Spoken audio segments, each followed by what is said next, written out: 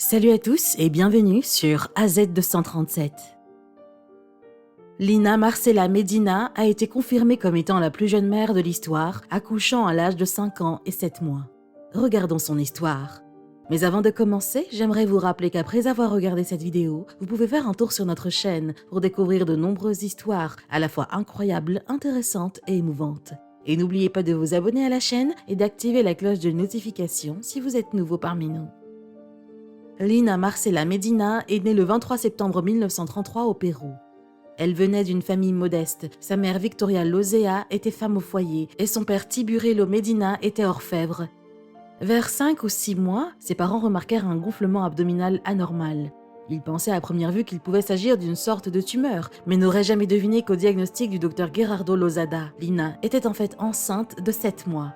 Au début, ils n'imaginaient même pas qu'il était possible d'être enceinte à cet âge et prirent le docteur Gerardo pour un imbécile. Par conséquent, ils emmenèrent leur fille chez un spécialiste qui en fait confirma le diagnostic initial. En entendant cette nouvelle, le médecin appela la police qui arrêta immédiatement le père de Lina comme premier suspect. Après une semaine d'interrogatoire, la police dut le laisser partir car il n'avait pas assez de preuves pour prouver qu'il avait mis enceinte son propre enfant. Le deuxième suspect était le cousin de Lina, qui avait apparemment des troubles mentaux qui faisaient croire aux autorités qu'il serait capable d'un acte aussi horrible. Mais encore une fois, sans aucune preuve, la police n'était pas en mesure de le poursuivre en tant que père de l'enfant. Les autorités tentèrent d'obtenir des réponses de Lina en présence de sa mère pour voir si elle se souvenait de quelqu'un qui l'avait blessée ou violée. Elle était extrêmement confuse à propos de tout ce qui lui arrivait. La police n'avait aucune autre piste vers un ou plusieurs suspects potentiels. Sans autre preuve ni piste, les autorités classèrent l'affaire.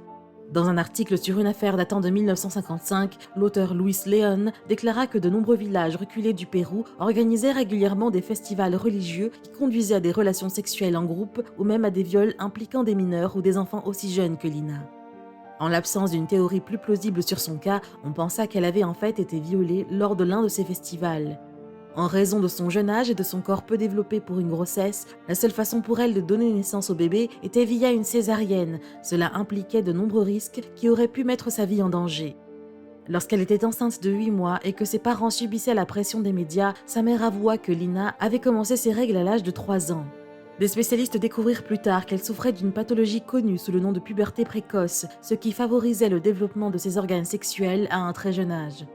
Les glandes sécrétant les hormones de croissance et sexuelle commençaient à fonctionner anormalement tôt, ce qui entraînait cette pathologie. Les médecins de la maternité savaient qu'il y avait de fortes chances que le bébé ait des difficultés majeures car le jeune organisme de Lina était à son âge peu développé, donc incapable d'offrir au bébé la nutrition nécessaire lors de son développement pendant les 9 mois de grossesse. Par un miracle, le bébé naquit en bonne santé avec un poids parfait de 2,7 kg et par coïncidence le jour de la fête des mères le 14 mai 1939. On l'appela Gerardo Medina, un nom inspiré par le médecin de Lina qui l'avait aidé pendant le travail. L'identité du père reste encore un mystère jusqu'à ce jour. Ce qui est sûr, c'est que Lina était une autre jeune innocente victime d'abus sexuels. Ce qui est encore plus horrible, c'est que cela se produise encore de nos jours. Les parents de Lina ont tenté de lui offrir à elle et son enfant une enfance normale, en leur expliquant au fur et à mesure qu'ils grandissaient la relation qui les liait. Il est admirable que ses parents aient protégé sa vie privée et n'aient pas utilisé sa pathologie unique à des fins financières. De nombreux chercheurs et médecins se sont intéressés à son cas et ont donc voulu l'étudier ainsi que son enfant. Ses parents ont de nouveau refusé car ils voulaient lui offrir une enfance normale. Lina est toujours bien vivante aujourd'hui et âgée de 87 ans. On ne sait pas grand-chose de Gerardo Medina ni au cours des dernières décennies car le public avait respecté la vie privée de la famille Medina. Quelle est votre opinion au sujet de cette histoire? Dites-le nous dans les commentaires. Si vous avez aimé cette vidéo, alors cliquez sur le bouton j'aime et partagez-la autour de vous. À très bientôt sur AZ237.